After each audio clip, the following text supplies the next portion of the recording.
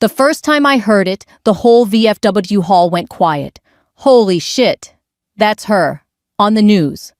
The voice belonged to one of my father's old army buddies, his finger frozen in the air pointing at the TV above the bar. On screen, a SEAL team was hauling survivors from a concrete collapse overseas. Dust everywhere, sirens wailing in the background. The helmet came off, and there I was, my face filling every corner of that room in Wharton, Texas. And right then, my father's grin died on his lips. A moment earlier, he'd been laughing, calling me his shame, a joke he'd told too many times. But in that instant, with the neon lights flickering against his glass of Lone Star beer, he looked like a man who'd been struck in the gut.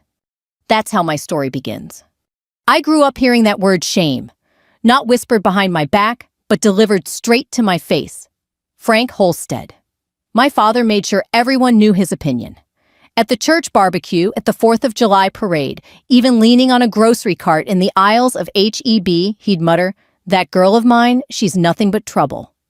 By the time I was old enough to join ROTC at Wharton High, he'd already written me off.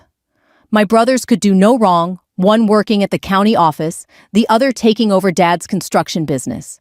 Me, I wanted more than fence posts and pickup trucks. I wanted the Navy. I still remember the look on his face the day I told him. He was sitting at the kitchen table, ashtray full, coffee cold. "The Navy," he barked. "You think you're a man? Now you'll break before they let you carry a rifle." I didn't answer. I just picked up the brochure I'd left in front of him and folded it into my back pocket. Silence became my shield. Boot camp in Great Lakes was hell, but it was my kind of hell. Cold mornings, aching muscles, the sting of salt water in my lungs, I welcomed it. Every insult from my father became another push-up, another lap in full gear. When the instructors yelled, I heard his voice. When they said I'd never make it, I saw his smirk. Buddy S training in Coronado nearly broke me. I watched strong men ring the bell and quit. I was tempted more times than I can count, but every time my legs shook, I thought of him back in Wharton, sitting at that bar telling the same tired joke about his daughter who played soldier. I wasn't going to give him the satisfaction. By the time I earned my trident, I wasn't just his daughter anymore. I was Lieutenant Commander Sarah Holstead, U.S. Navy SEAL. Back home, though, nothing changed. Mom hugged me tight when I visited, but Dad hardly looked up from his beer. At the VFW, his buddies would pat me on the shoulder, half respectful, half curious, like I was some sort of sideshow. And then Dad would break the moment with a laugh. "Don't mention my daughter," he'd say, raising his glass. "She's my shame." The whole table would laugh, even if a few of them didn't mean it. That was the rhythm, his cruelty, their nervous chuckles, my silence. I deployed to Afghanistan twice, Iraq once. I stopped telling him when I left. I stopped sending letters home. The only proof of my existence was the occasional clipping in the Wharton Journal-Spectator, a few lines about local servicewoman excels. I doubt he ever read them. What I didn't know was how quickly things could change, how one mission could turn years of silence into a headline no one could ignore. That night at the VFW hall, the air was thick with fried grease and cigarette smoke. My father had just finished telling the guys about my worthless career when the TV cut to breaking news. A live feed from Anbar province. I didn't know the camera was rolling when I crawled into that half-collapsed building. I didn't know the world was watching when I carried that boy out his tiny arms, hanging limp over my shoulder. But my father knew. The second my helmet came off, his buddies recognized me and the room shifted. You could hear the silence heavier than the jukebox in the corner. "Holy shit," one of them muttered, "that's her." Dad froze. His face drained, his eyes wide. For once, he didn't have a line ready. He didn't even raise his glass. I should have felt joy in that moment, vindication. Instead, I felt something quieter. Not triumph, not even anger. Just a steady kind of justice. The kind you don't shout about. The kind that arrives like a verdict you knew was coming all along. And that right there under the neon beer lights of a Texas VFW hall is where my revenge began. I grew up in Wharton, a little town, tucked between cotton fields and the Brazos River, Folks there like to say nothing ever changes, same Friday night football, same barbecue smoke drifting from backyards, same names filling church pews. For me, though, everything was change. Change in the way my father's voice grew sharper every year. Change in how my brothers became his pride, and I became the punchline. When I was a girl, maybe 9 or 10, I used to ride my bike down Richmond Road, the Texas sun baking the asphalt cicadas, humming like 1,000 tiny engines. My brothers Mike and Danny would toss a football in the yard, and Dad would lean against his Chevy, nodding like he was watching two generals at work. I'd come pedaling up hair sticking out of my helmet, shouting, "Watch me go, no hands." And he'd shake his head. "That's not a skill, Sarah. That's just foolish." Even at that age, I felt it. His disappointment was like secondhand smoke always in the air, seeping into your clothes, whether you wanted it or not. Mom tried to bridge the gap. She'd pack me lunches with notes that said, "Don't listen to him. You're strong." She'd sneak me into the garage when Dad was at work, teaching me how to change spark plugs on the old mower. I think she knew I needed victories, however small, to stack against his ridicule. But in public, she went quiet. In Wharton, you didn't question the man of the house, especially a veteran with a Purple Heart. Folks respected Frank Holstead, hardworking, stubborn, the kind who'd give you his shirt in winter, but not a kind word for his own daughter.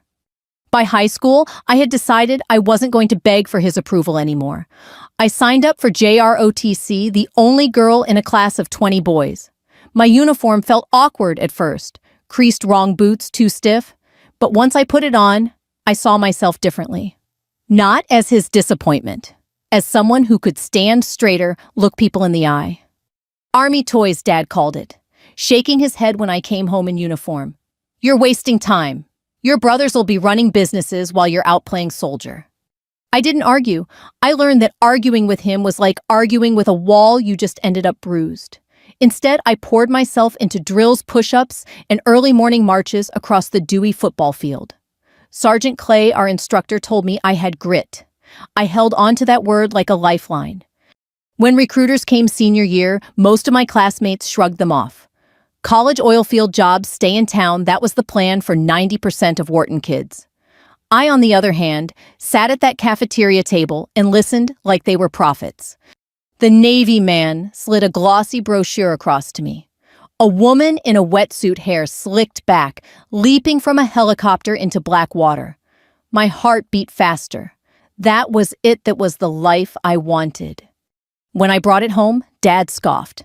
"The Navy. That's babysitting ships. You think you're built for that, you'll break before week 1. His buddies at the VFW echoed him later. "Frank's girl in the Navy, Lord help her. Better teach her to swim first?" I swallowed it down. Let them laugh. Silence became my ally again. The day I shipped out for boot camp, Mom hugged me so tight I thought she'd break my ribs. She slipped a rosary into my pocket and whispered, "Don't let his words be the last thing you hear." Dad! He didn't come. He claimed he had work at the yard. Truth was, he didn't want the spectacle of seeing me off. I watched the highway slide by from the Greyhound window, Wharton shrinking into flat fields behind me. I told myself I'd never look back, though. Deep down, I knew I always would. Boot camp stripped me to nothing. Early mornings, blistered feet, the metallic taste of sweat on my tongue. When others collapsed, I remembered his smirk and stood taller. When they told us to push past the pain, I heard his voice. "You'll never make it." And I did another rep. I wrote letters those first weeks-long pages about training the girls I bunked with, even the food, terrible as it was. I mailed them home to Wharton, and weeks later, I got 2 back. Both from Mom. One with a photo of the backyard oak in full summer, one with just 3 words, "I'm proud, Sarah." From Dad, nothing. That silence hardened me more than the drills. Each absence, each word left unsent became a stone I stacked into a wall inside myself. On the outside, I was a recruit pushing to become something bigger. On the inside, I was still that little girl, pedaling no hands down Richmond Road, wishing just once he'd look at me with pride instead of pity. But I kept going. Every mile run, every obstacle crossed, every time my lungs burned, I told myself, this isn't about him anymore. It's about me. And yet every time I pushed myself harder, deeper, through water or mud, I couldn't deny the truth. His voice was the fuel. His disbelief was the fire. Looking back, I think that's when revenge first planted its roots, not the night in the VFW when my face lit up the TV, but years before in the silence of letters unanswered. I didn't know it yet, but I was building toward a reckoning that would one day make even Frank Holstead's eyes go wide. It's one thing to be dismissed behind closed doors. It's another to be dismissed in front of everyone you grew up with.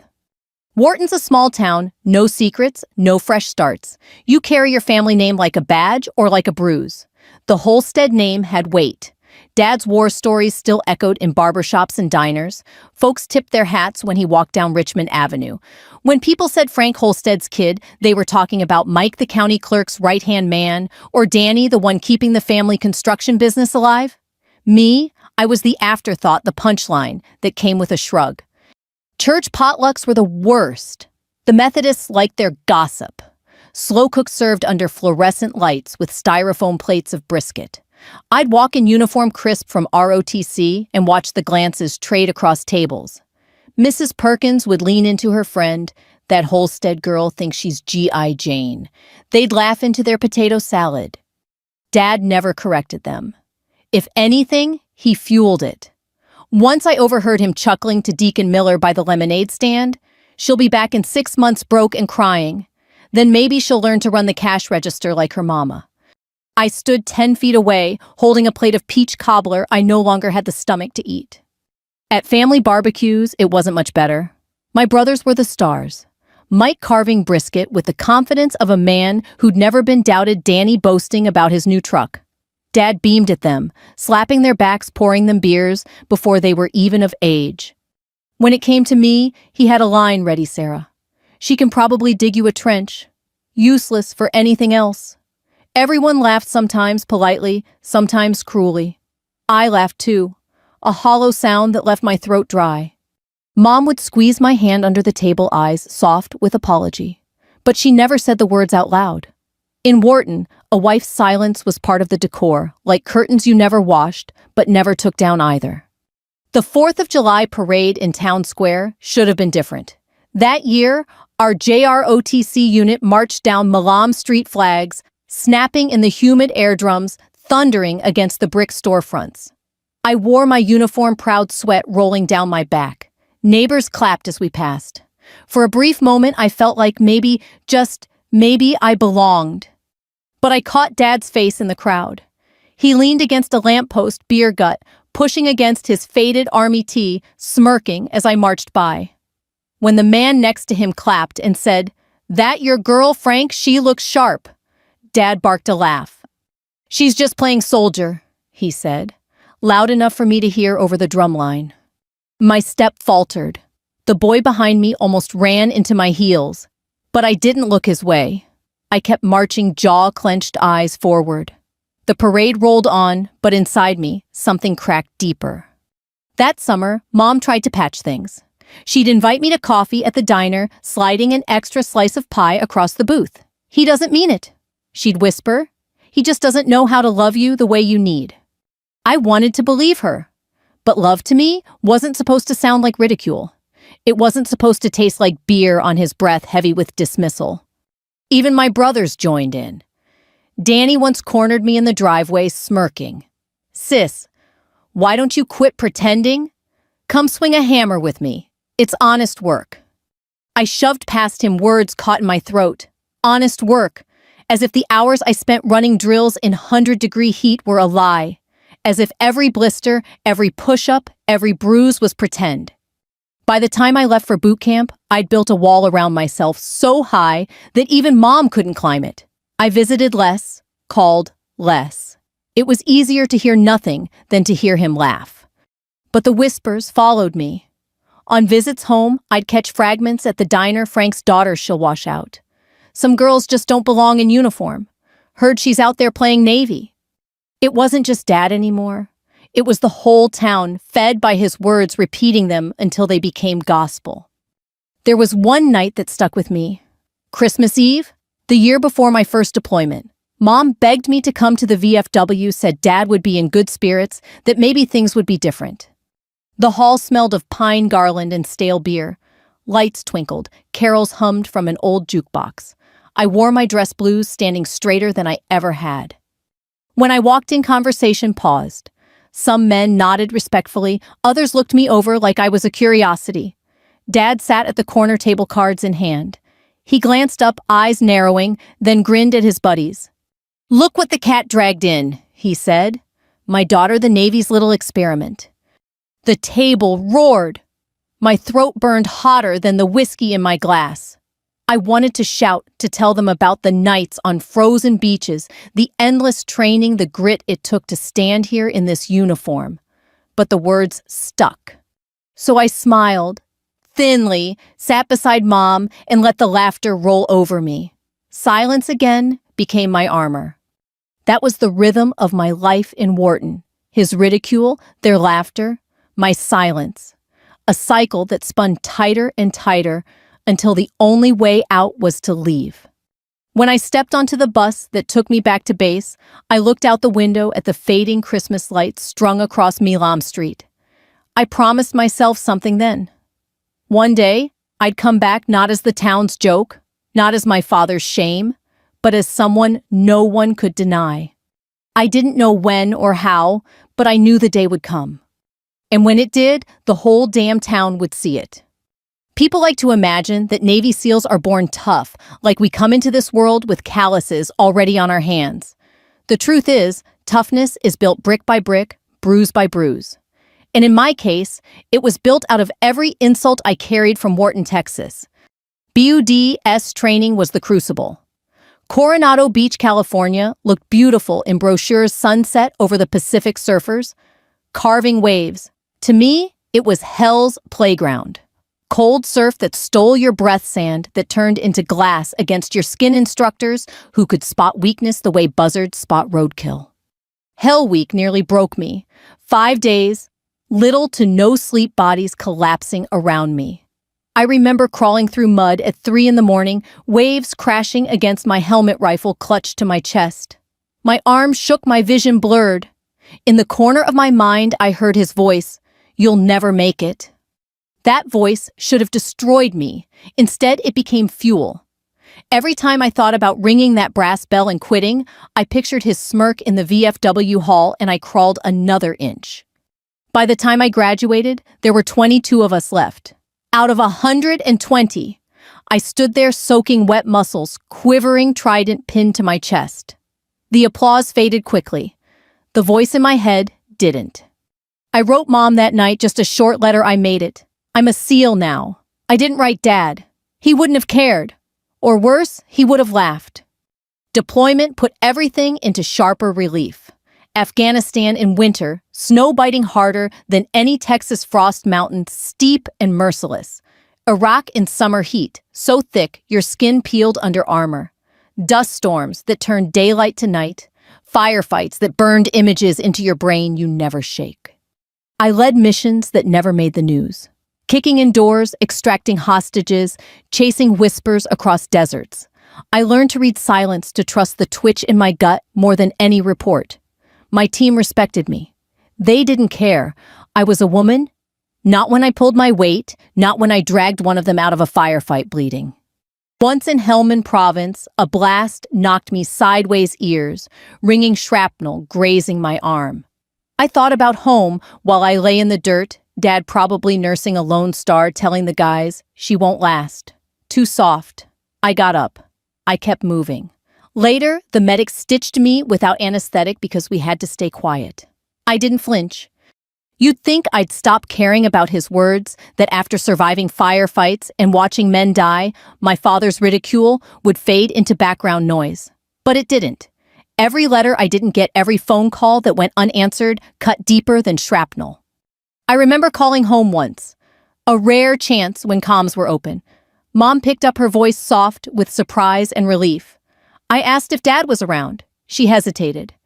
"He's at the hall," she said, which was code for he'd rather drink with his buddies than talk to you. I told her I loved her, hung up and stared at the desert stars that looked too sharp, too cold. That night, I promised myself something different. I wasn't just fighting wars overseas. I was fighting a war inside, and I wasn't going to lose. The hardest part wasn't combat. It was coming home. After my second deployment, I landed at Houston Intercontinental duffel bag, slung across my shoulder, uniform pressed. Families crowded the gate flags, waving, kids holding welcome home signs. My mother was there, eyes wet, arms open. My brothers showed up too, clapping me on the back like they'd just remembered I existed. Dad, he wasn't there. I asked Mom later. She said he had a cough and didn't want to risk it. Truth was, he couldn't face the idea of shaking my hand in public. Instead, he sat at the VFW that night, telling his buddies the same line he always did. Don't mention my daughter. She's my shame. Only this time, someone pushed back. Pete Riley, old Vietnam vet with a limp, slammed his glass down. Frank, I saw her name in the paper. Silver Star recommendation. You call that shame? The room went quiet. Dad barked a laugh, but it rang hollow. I wasn't there to hear it. But word traveled in Wharton faster than wind. By the time Mom told me, the story already had roots. For the first time, cracks were showing in his armor. Still, he kept at it. Every time I came home, he found a way to belittle me. At a diner, once the waitress asked if I was Frank's daughter, the one in uniform. He smirked and said, "She plays dress-up for Uncle Sam."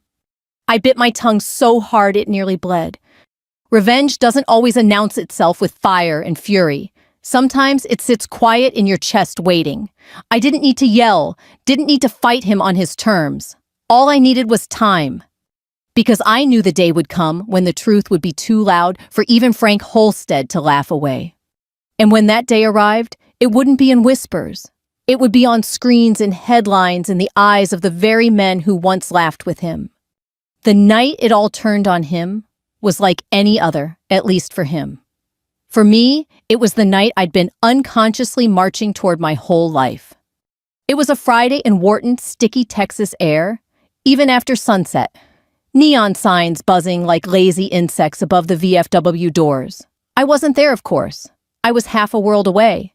But I can picture it clearer than any battlefield because I heard the story retold by men who were there. And because I know my father's rhythms, the way he moved, the way he spoke, the way he laughed when the bottle was half gone.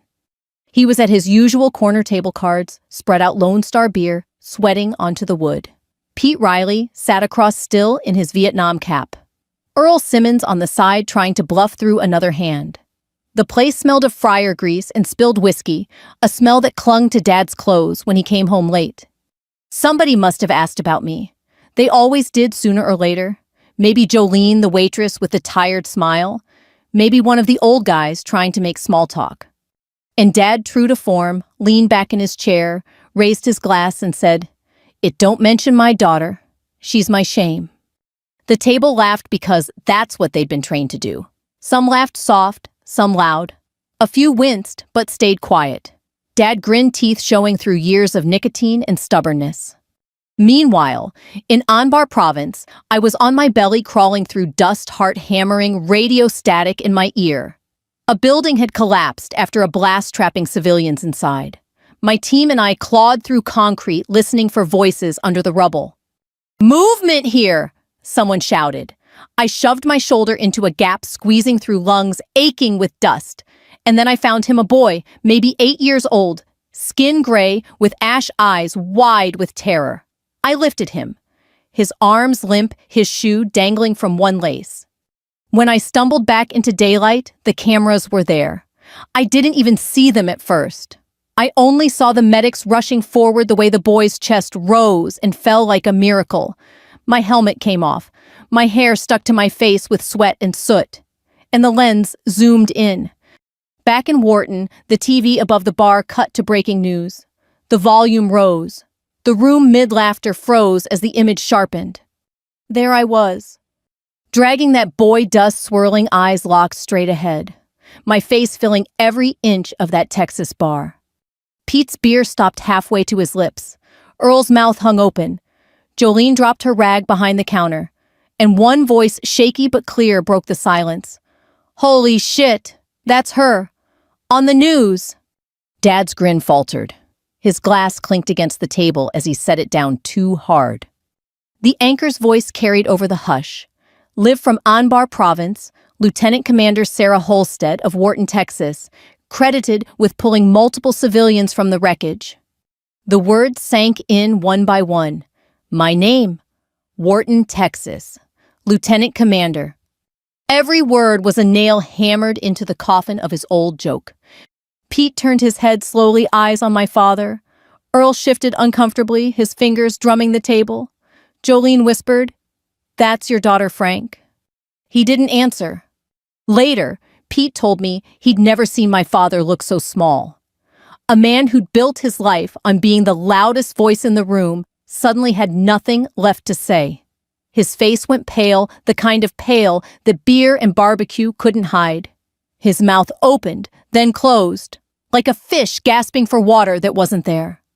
I imagine it, often the neon light buzzing above him, the silence pressing down his buddies, staring, not laughing anymore. For once, he wasn't the storyteller. He was the story. And I, half a world away, didn't even know it was happening. When I got back stateside, the whispers reached me before I ever saw him. Men from that bar came up to me at the grocery store, tipping their caps, saying your daddy didn't know what to do that night. Women at church patted my arm and said, "We saw you, honey. The whole town saw you." Even before I faced him again, I knew. The balance had shifted. His joke was dead, killed by Truth broadcast on national TV, and everyone in Wharton was there to witness its burial. Revenge isn't always a shouted word or a slammed door. Sometimes it's the quiet death of a lie.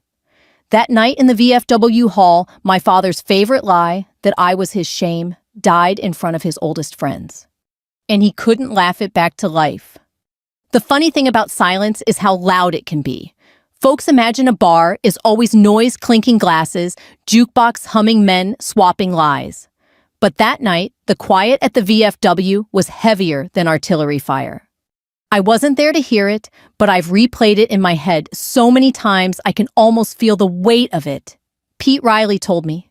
Later, said you could have heard a pin drop after my face filled the screen. Frank looked like he'd swallowed glass, Pete said. Couldn't chew, couldn't talk, couldn't even blink right. Dad had spent years perfecting that laugh, loud, sharp, dismissive, the kind that made other people laugh along whether they meant it or not. But now, with my name echoing from the TV speakers, Lieutenant Commander Sarah Holstead, Wharton, Texas, he sat mute. His laugh had been stolen. The bartender. Jolene said she felt goosebumps crawl up her arms. She told me later, "Sarah, I'd been listening to your daddy cut you down for 20 years. But when that news anchor said your name, I thought, well, God just turned the tables." Even Earl Simmons, who usually chuckled at everything, stayed quiet. He leaned back, rubbing his chin, eyes darting between the TV and my father. It was the kind of silence that reveals more than words, the kind that says, "We've been laughing with you, Frank, but maybe we shouldn't have." And Dad? I imagine his mind racing, trying to claw back control. Maybe he wanted to crack another joke, something about TV tricks, about women in uniforms being props. But the words wouldn't come. Every time he opened his mouth there, I was on the screen carrying that boy dust, and sweat streaked across my face. The truth staring him down harder than any man at that table ever could. I don't know what he felt in that moment. Embarrassment, rage, maybe even pride buried so deep he didn't recognize it. All I know is this. For the first time in his life, my father didn't have the last word. News spreads fast in small towns, especially when it's about someone who's been written off. By the next morning, Wharton knew. At the diner, men set down their coffee cups and said, "You see Frank's girl on the news?" At the grocery store, women whispered over carts of bread and milk. He called her shame. She's saving children overseas. By Sunday, Pastor Miller worked it into his sermon. Even a prophet is without honor in his own hometown. Folks nodded, some casting glances at the Holstead pew, where Mom sat stiff and silent beside my father. The whispers cut sharper than any insult. For years, he had been the storyteller.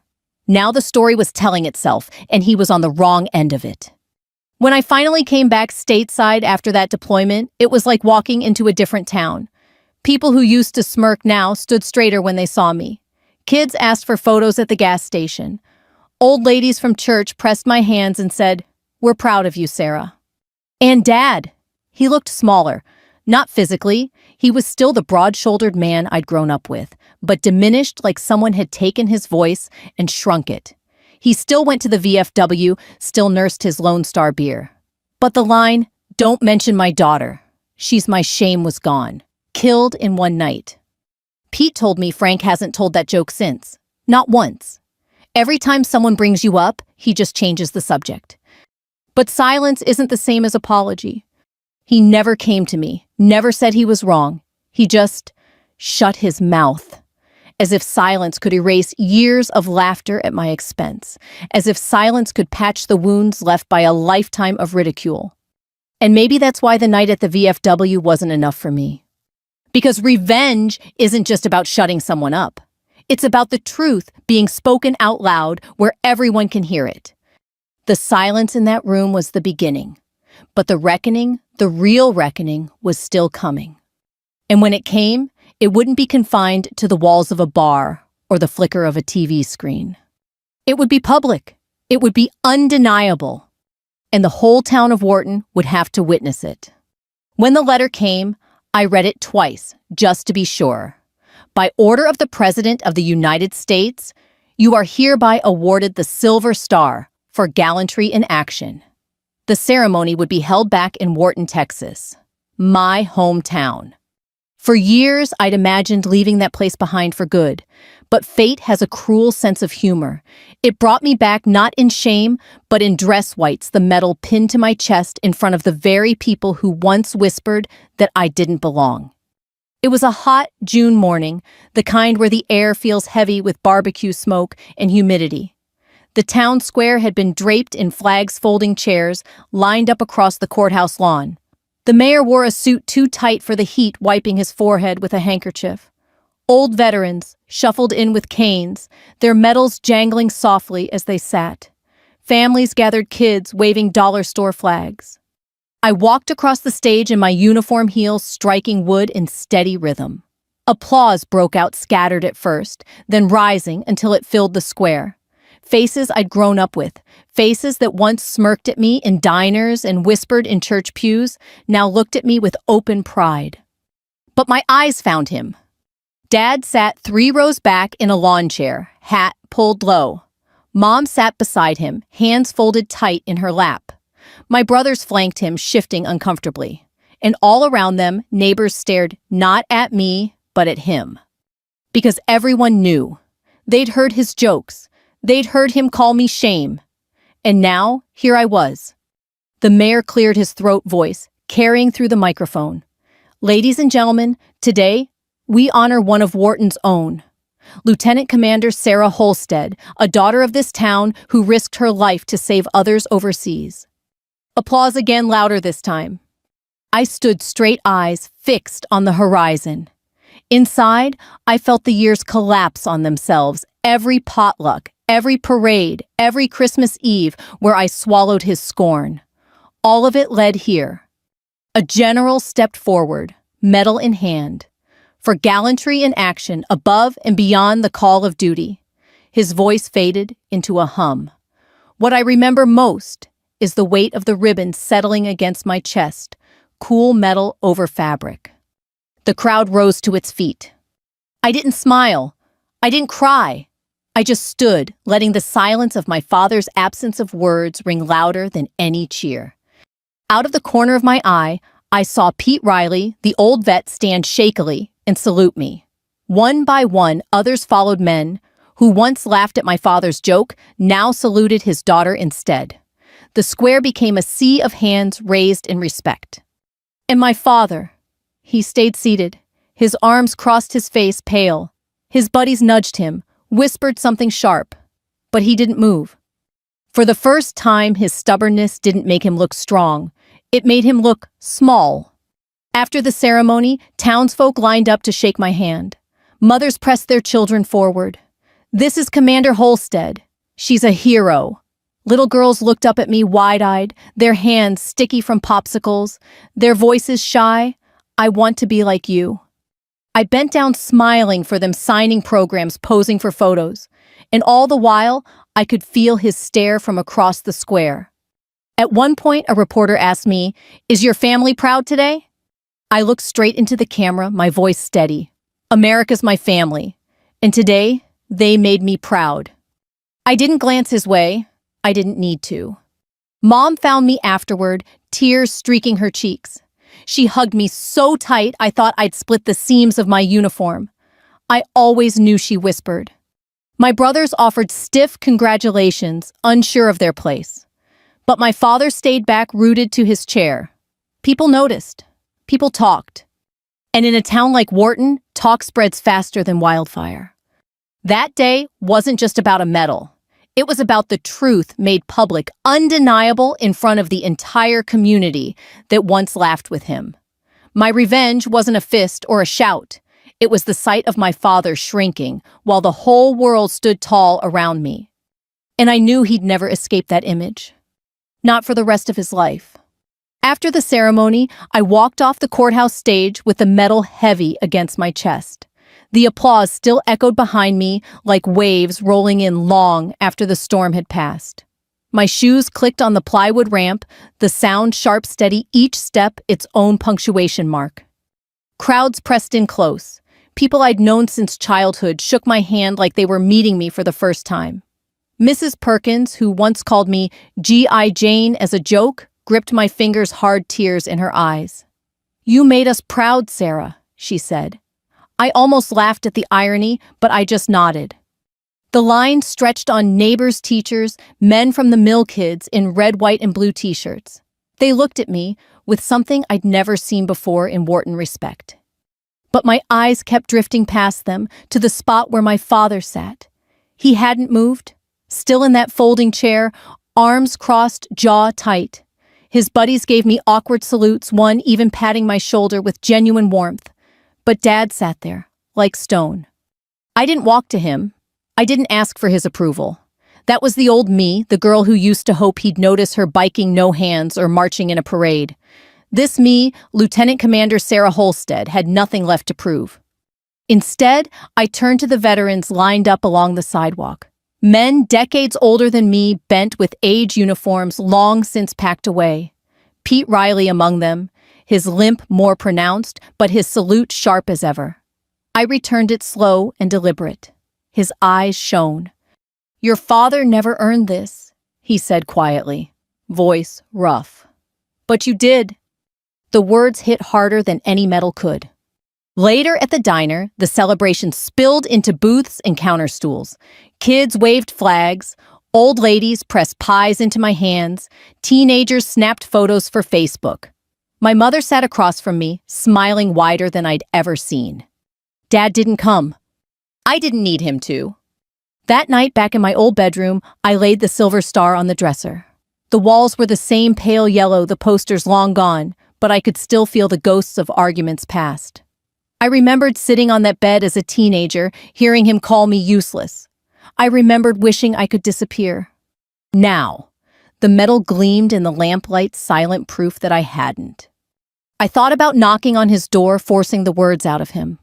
"Are you proud? Do you see me now?"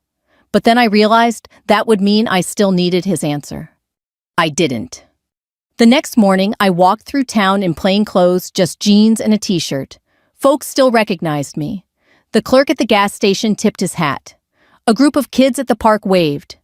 Respect wasn't pinned to my uniform. It was in me now, something I carried without needing to prove it. I passed the VFW hall. The door was propped open, smoke drifting out. I could hear laughter inside, but it wasn't his. Someone else was telling a story the way he used to. For the first time, the hall didn't feel like a threat. It felt like an old cage I'd outgrown. Back home, I found Mom in the kitchen, hands deep in bread dough. She looked up, eyes shining. "He hasn't said a word since yesterday," she told me. "Not to me, not to anyone." I nodded. That silence was its own kind of confession. I didn't need an apology. I didn't need him to rewrite the years of ridicule. All I needed Was this the knowledge that the truth had finally spoken louder than him? Revenge, I learned, doesn't always come with fireworks. Sometimes it's as quiet as a medal on a dresser, as steady as a salute from a man who knows what it cost, as simple as walking past your father's chair without asking for his gaze. That was my victory. Not loud, not vengeful in the way movies like to show it, but real. And in Wharton, Texas, that silence would follow him longer than any punchline he ever told. Time has a way of sanding the edges off memories, but not this one. Even now, years later, I can still see that square in Wharton flags, snapping in the June heat, neighbors rising to their feet while my father stayed seated. He never apologized. Not once. He never looked me in the eye and said the words I used to dream about, "I'm proud of you." At first, I thought I needed that. Thought his silence would haunt me forever. But as the years passed, I came to understand something deeper. His apology wouldn't have changed anything. The real change had already happened. The truth had spoken for itself louder than he ever could. When I visit Wharton now, folks still stop me. At the diner, men tip their caps. At church, women hug me, calling me our hero. Kids point whispering, "That's her." And my father, he sits at the edge of the VFW nursing a beer, eyes down. The jokes are gone. The laughter is gone. What remains is a man stripped of his favorite lie. That's revenge enough. I keep the silver star in a small box on my shelf, not because I need to look at it every day, but because it reminds me of the long road that got me there. From the girl riding no hands down Richmond Road, desperate for her father's nod, to the woman who stood on that courthouse stage, no longer needing it. And here's the lesson I'd leave you with. Sometimes the sweetest revenge isn't loud. It isn't shouted across a courtroom or carved into a will. Sometimes it's as quiet as living the life they swore you couldn't. Sometimes it's letting the truth stand taller than the lie. So if you've carried words that cut deep, if someone in your life has told you you're less than you are, remember this. Their laughter doesn't define you. Your silence, your persistence, your dignity, that's where the power lies. I'm not my father's shame. I'm not his joke. I am what I built step by step through sweat and silence and stubborn will. And if you take anything from my story, let it be this. Never let someone else's bitterness be the final word on your life. Thank you for walking with me through mine. If this story touched you, share it with someone who needs to hear it.